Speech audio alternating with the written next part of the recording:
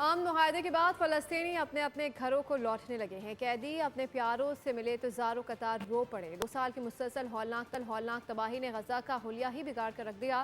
فلسطینیوں کا اپنے گھروں کی حالت زار دیکھ کر کلیجہ منہ کو آ گیا۔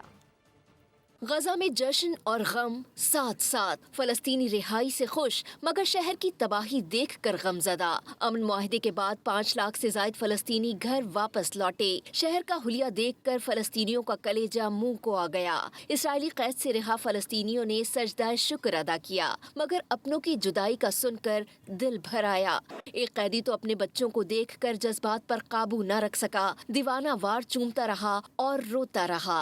ادھر نوجوان فلسطینی گھروں سے ملبہ صاف کرنے میں مصروف ہیں، بچے بڑے سب ہی آشیانہ جوڑنے میں مصروف ہیں۔ والد اپنی بیٹی کو دیکھ کر زاروں قطار رو پڑا۔ صحافی بیسان اودتا نے بھی غزہ کی ہولناک تباہی سے دنیا کو آگاہ کر دیا۔